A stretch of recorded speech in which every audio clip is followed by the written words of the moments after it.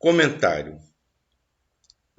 O assunto não deixa dúvida quanto à valorização que devemos conceder aos trabalhos mediúnicos centrados na prática do esclarecimento evangélico aos espíritos ainda encarcerados nas trevas da ignorância. Na mesma proporção em que cresce o número de malfeitores encarnados, aumenta a quantidade de espíritos perturbadores e malignos, alguns verdadeiros artífices do mal, especializados nas mais avançadas técnicas de infelicitar o gênero humano. Por isso, os transtornos obsessivos se alastram a cada dia, enquanto a medicina, alheia à realidade espiritual do ser, não tem como diagnosticá-los, o que aumenta a nossa responsabilidade diante do fato, pois somos conhecedores de causa. Ninguém, de sã consciência, se opõe ao estudo, ao contrário.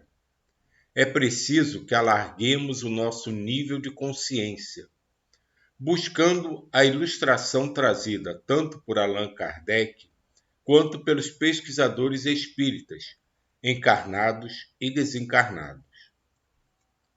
O que o mentor sugere, e nós concordamos plenamente, é que a prática da caridade caminhe lado a lado com a teoria.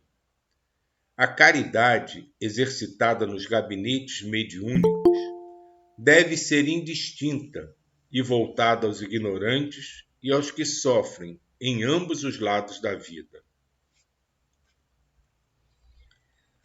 Longas fileiras de médiuns e doutrinadores para o mundo carnal partem daqui, com as necessárias instruções, porque os benfeitores da espiritualidade superior, para intensificarem a redenção humana, precisam de renúncia e de altruísmo. Quando os mensageiros se esquecem do espírito missionário e da dedicação aos semelhantes, costumam transformar-se em instrumentos inúteis. André Luiz e Chico Xavier, Os Mensageiros, capítulo 3, página 22. E isso é uma informação, né, um destaque que ele fez desse livro, né, que é profundamente importante. Né? Longas fileiras de médiuns e doutrinadores, né, são enviados, né, do mundo espiritual, preparados para quando chegarem aqui no mundo encarnado, exercerem com amor, né, com dedicação essa função. Mas muitos deles acabam sendo envolvidos, né, pelas condições que a matéria impõe a cada um de nós e acaba se perdendo do trabalho. E, lamentavelmente, se transformam no que ele diz aqui, né? Instrumentos inúteis. Né? Foram espíritos preparados, mas quando chegaram aqui se perderam no ambiente das mais diversas, né, contrariedades e situações que acabaram fazendo com que eles se esquecessem qual era a missão dele. E por isso a espiritualidade reforça muito esse ponto, né? Para quem se dispõe a trabalhar pelo bem maior, é preciso renúncia e altruísmo. Se a gente não renunciar a nós mesmos, né, aos prazeres que o mundo nos oferece e nos dedicarmos de fato a cumprir a nossa tarefa, a gente acaba deixando de fazer o que a gente deveria ter feito. Ou às vezes até consegue realizar um pouco do trabalho que era programado, mas muito aquém da altura que ele poderia atingir.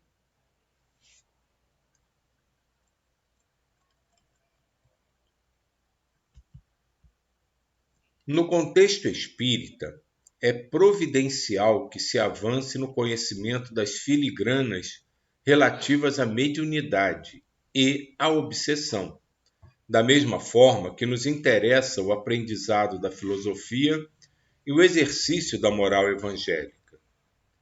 Por isso, caso abandonemos os espíritos obsessores ao desprezar o instrumento mediúnico a nós disponibilizados pela misericórdia divina, certamente entraremos em conflito consciencial.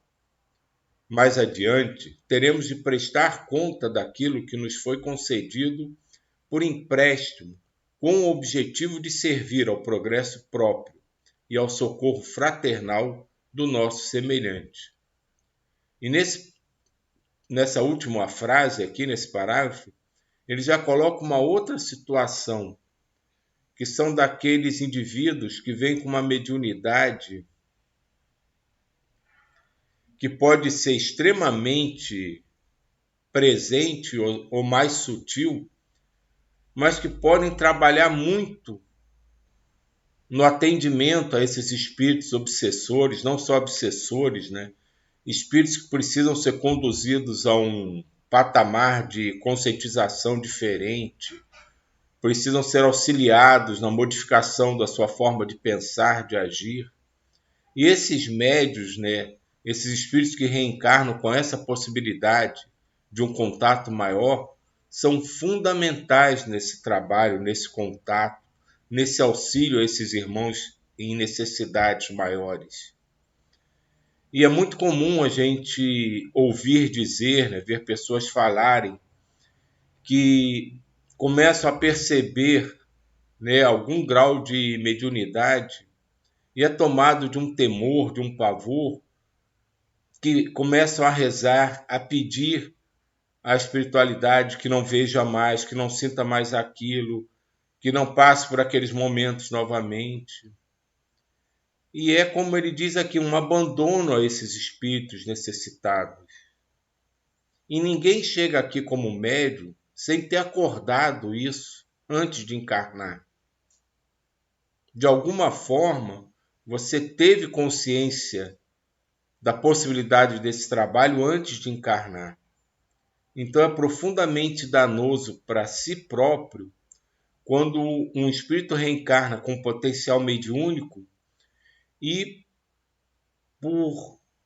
por medo, por falta de informação, falta de estudo, como ele frisa aqui muito a importância do estudo da mediunidade, foge dessa possibilidade de trabalho, porque ele adquire para si, na verdade, mais um débito do qual ele vai ter que prestar conta em algum momento da sua existência. Silvio, Diga. eu me lembrei de um caso, a gente já comentou aqui, mas é legal também falar nesse contexto, que ele citou o livro dos Mensageiros, que é o segundo livro da obra do André Luiz. Que inclusive o filme que estão fazendo vai ser, né, que vai ser Nosso Lar 2, é da obra dos Mensageiros e do Obreiros da Vida Eterna. E nesse livro dos Mensageiros tem uma parte que o André Luiz ele vai participar de um grupo que são de médiums que falharam na sua missão, né? Eles se prepararam e aqui eles não conseguiram desempenhar a mediunidade da forma da forma como tinha sido prevista, ele não fez bom uso da mediunidade. E como o André Luiz ele foi lá mais como um repórter do mundo maior, né, para relatar as experiências, então ele conta vários casos. E então a mediunidade é algo que realmente ela é preparada com antecedência. Os espíritos eles participam de cursos antes de reencarnar e muitas vezes, né, não é nessa reencarnação, né? Muitos estão começando nessa reencarnação a vir com essas predisposições, mas muitos já vêm de tempos de outras reencarnações, né? E no último livro do Manuel Filomeno de Miranda, que acho que é Rumo ao Mundo de Regeneração, que ele até fala sobre o Covid, aí tem um caso de uma médium, a Malvina, que essa médium, tem sido preparada há alguns séculos para desempenhar a mediunidade. E ela reencarnou na época do Kardec como uma médium para auxiliar também trazendo mensagens. Só que é, ela não foi tocada, né, pelo movimento, e foi uma reencarnação que não foi boa para ela. E aí ela se preparou, e nessa reencarnação ela veio com vários problemas de saúde, e ela estava desempenhando um trabalho mediúnico, mas tão bonito, que os próprios mentores estavam impressionados com a atuação dela naquela reencarnação. Então, no livro, né, o Manuel Filomeno de Miranda conta o como que os espíritos estavam felizes, os mentores, com a atuação da Malvina na mediunidade. Aí eles falavam assim, nós estamos preparando ela há muitos séculos, né, e agora, quantidade de frutos que está vindo através da mediunidade dela. É muito bonito ver esses aspectos, né? Então, era isso que eu queria compartilhar aí com vocês. Eu tenho uma pergunta, né? Porque, assim, a mediunidade vem em diversas pessoas, em diversos tipos de famílias, e muitas vezes a pessoa que é médium vem num contexto, digamos, de uma família que seja evangélica, e que aquilo ali é como se fosse o Satanás, alguma coisa assim. Como que fica essa pessoa que vem com essa mediunidade dentro desse contexto? Aí a encarnação dela é perdida, assim, não é a encarnação perdida, né, claro. Mas como é que fica esse contexto? Porque ela nasce dentro de um contexto que ela é censurada o tempo inteiro. Então, termina que fica como se fosse. Algumas famílias encaram como se fossem malucas, aquelas pessoas. Então, são diversos os contextos, porque essa coisa essa parte de mediunidade e da visão espírita não é difundida facilmente, nem aqui no Brasil, que é o país que mais tem a divulgação, digamos assim. Como fica essas pessoas que vêm nesse contexto? Porque assim, não, porque ela não aproveitou, às vezes não, ela só teria esclarecimento quando fosse adulta, completa, assim.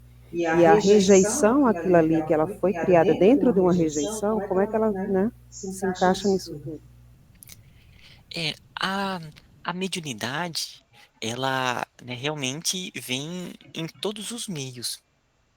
E ela vem muito preparado para a missão que a pessoa ela vai desempenhar, né? Então vamos supor que seja uma pessoa bem evangélica, que não aceitaria nada relacionado, mas ela vai desempenhar, por exemplo, um papel como uma psicóloga, né? Ou vai ser uma pastora, enfim, um pastor.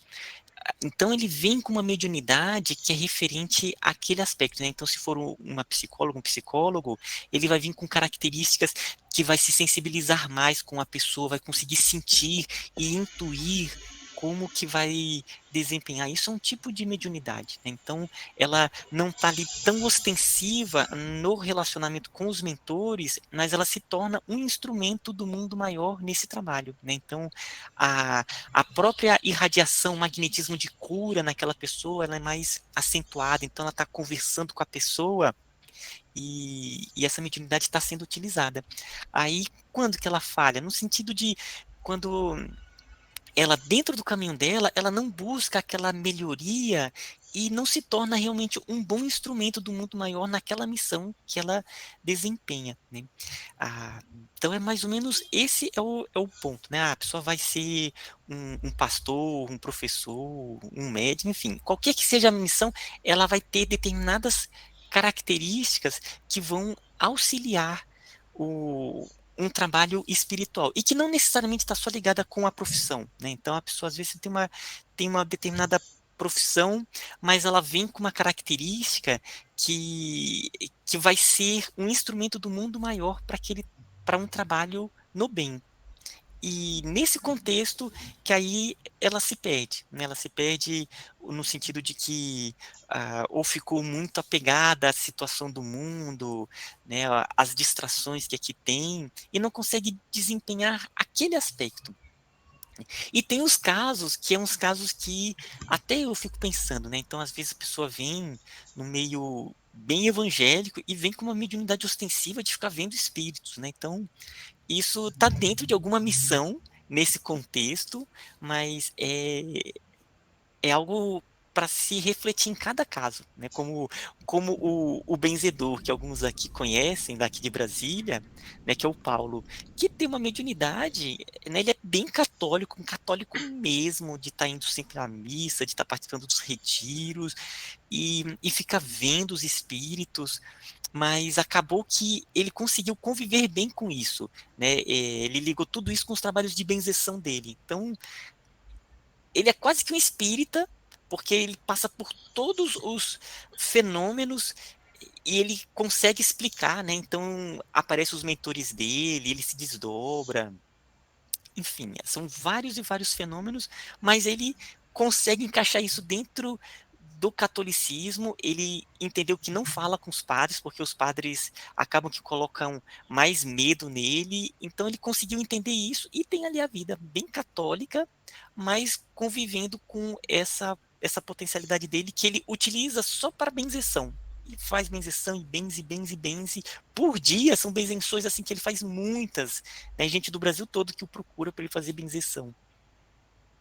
Era Era mais com mais relação a esses médios médios ostensivos. sensíveis, né? Eu Isso estava não. perguntando. Em relação a isso, existem 2 pontos que precisam ser levantados. Primeiro, se aqui na nossa justiça terrena ninguém é condenado sem culpa, né, em teoria, né, pelo menos, né, imagina no alto.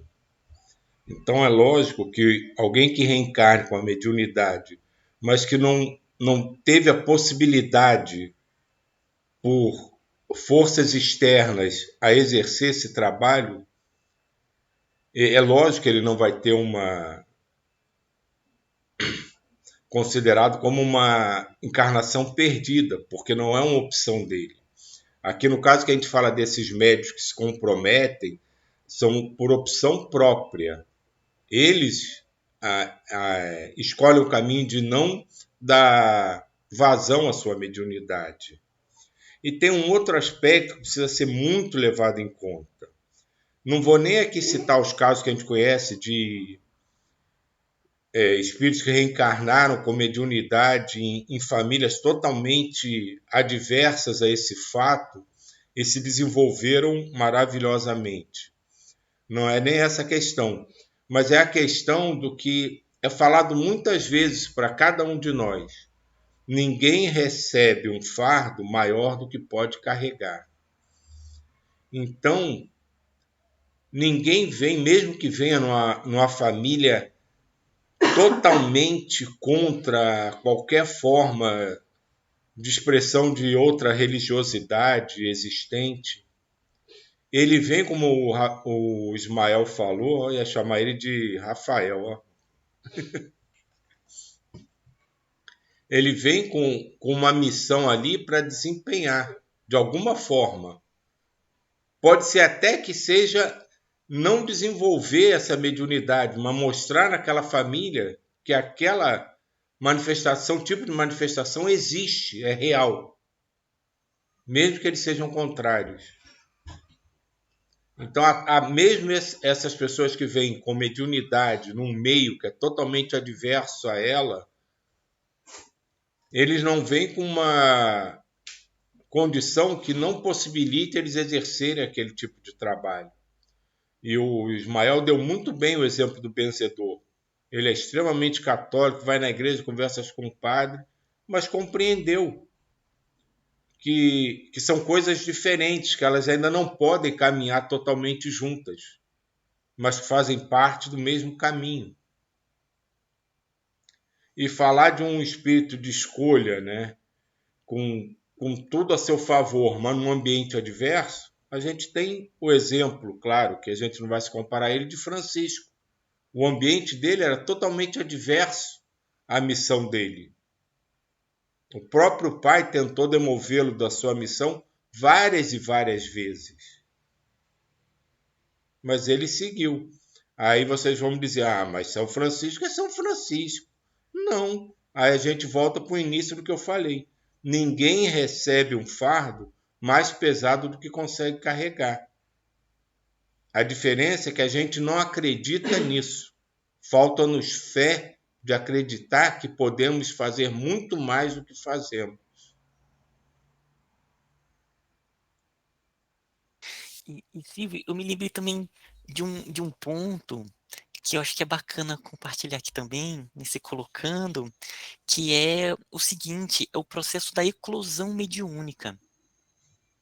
Porque o processo da eclosão mediúnica, ela é muito... Primeiro que ela é muito contundente, né? Ela começa a surgir e muitas pessoas elas não estão preparadas. Acontece também que acontecem eclosões mediúnicas que foram que elas ocorreram fora da época que mais ou menos era para ocorrer, né? Eu vou dar um exemplo. Tem um palestrante aqui em Brasília, uma vez a gente conversando com ele, e aí ele é um médium, né, que trabalha, mas a mediunidade dele surgiu quando criança, de uma maneira muito ostensiva, ele não conseguia entender, e aquilo estava realmente desequilibrando ele profundamente. E aí, a família levou ele em um terreiro de Umbanda. Aí chegou lá um preto velho, uma pretinha velha, e fez ali um trabalho de fechamento dos seus chakras. O que aconteceu ali é que só foi um ajuste dos seus chakras, não era o momento daquela eclosão. Aí ele falou que depois daquilo melhorou profundamente e que depois ele, né, já ali adolescente, já se tornando adulto, a mediunidade ela surgiu, né, abriu de forma muito mais harmônica e aí ele passou a trabalhar.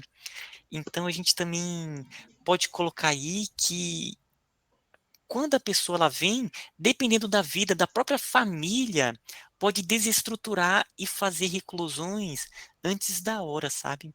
Então, por mais que os mentores tentem fechar ali, às vezes na própria família, os obsessores podem acabar desequilibrando esse processo e ele vindo fora de hora.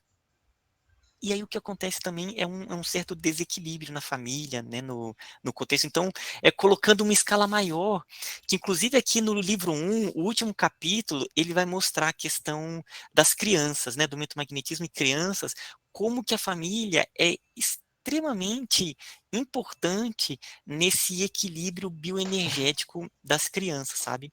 Então, é um ponto que é muito profundo, né, mas pelo menos colocar aí como algo para ser refletido. E tem um aspecto aí que a Vânia pode dar até a sua opinião, são daqueles médios que sabem que são médios, aceitam o trabalho e depois quando a coisa começa a pesar, ele corre, porque o medo aumenta e ele desiste do trabalho.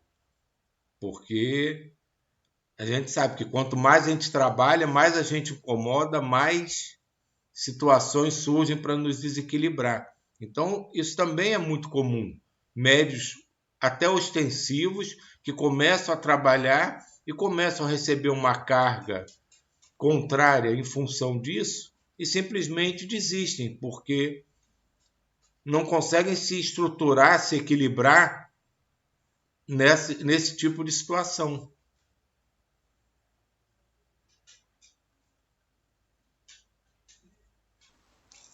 Silvio, a gente tem, como se diz, várias passagens, né? Eu mesma já, como eu falei, aquela questão do meu desdobramento, né? Que eu pedi para que não fosse, que eu não visse o corpo porque eu tinha medo, né? E eu sou aquela espírita que tem medo de espírito. Eu falo isso para vocês que, né? Não é por falta de ler, mas eu não sei o que é. É muito interessante, porque assim, nos desdobramentos, eu começa a me dar o pavor, e aí eu perco o quê? A companhia, eu não vejo mais o meu mentor. A partir do momento que o medo vem, eu perco a visão do meu mentor, né? Então, assim, mas isso é relatando em casa, né? Aí eu tô com o microfone longe. Isso assim, na minha casa, né? Porque nos trabalhos mediúnicos mesmo, onde a gente se encontra lá no centro espírita, é completamente diferente, né? Porque eu estou num ambiente né, completamente favorecido. Não que a minha casa não é isso, entendeu? Mas eu não sei explicar para vocês o que é, né? Eu me sinto super tranquila lá, super bem, mas quando é aqui ou em outra residência, como foi na casa do meu pai, que eu relatei para vocês, vem a questão do medo. E isso realmente atrapalha muito a gente, porque a gente deixa de prestar o socorro necessário. Agora, há outros casos em que eu já estava mais tranquila e consegui fazer o atendimento ao espírito, conversar, né, ter o diálogo com ele, né, mais tranquilo, sem a questão do medo. Então, eu acho que essa questão mesmo da imaturidade espiritual, tá? Isso aí eu falo para vocês mesmo, porque eu falo comigo, converso comigo mesmo e falo, isso é uma questão de imaturidade espiritual, né? Porque não é falta de leitura, não é falta de estudo, porque eu já li muito, já estudei muito, mas a questão do medo, a pessoa vai, isso é falta de fé. Mas é uma coisa minha, eu não sei o que é ainda, né? Que quando e na verdade também o que acontece? Os espíritos, eles aproveitam desse meu medo e fazem coisas é, é, que aumentam mais o meu medo ainda, né? Só para relatar rapidinho para vocês, que já está passando a hora. Um caso aqui na minha casa, né, desdobramento à noite, eu estava conversando, nessa hora eu estava conversando com o meu mentor.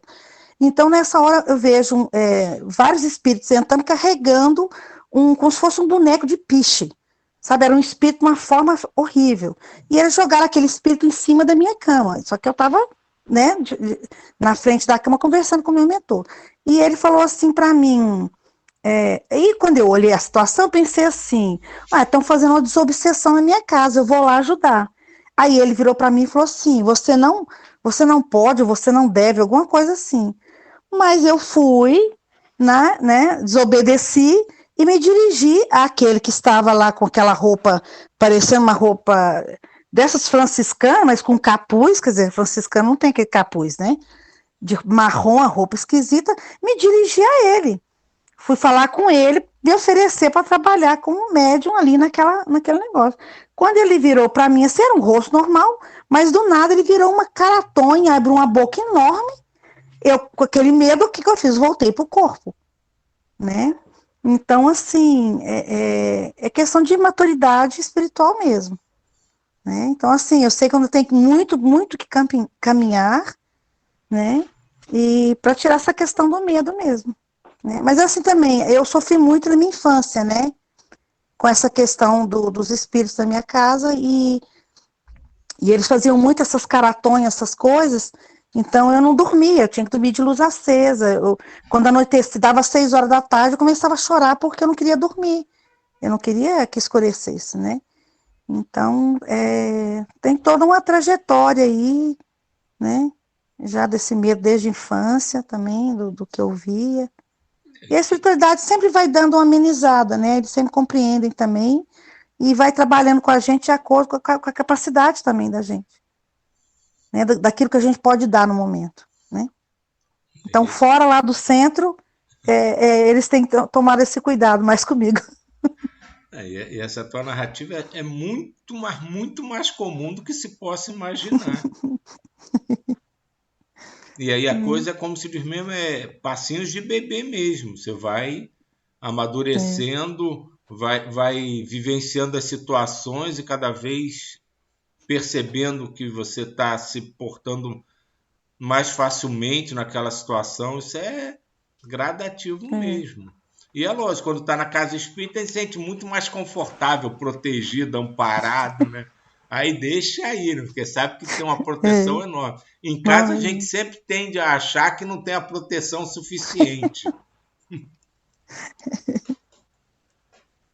Então vamos lá, gente.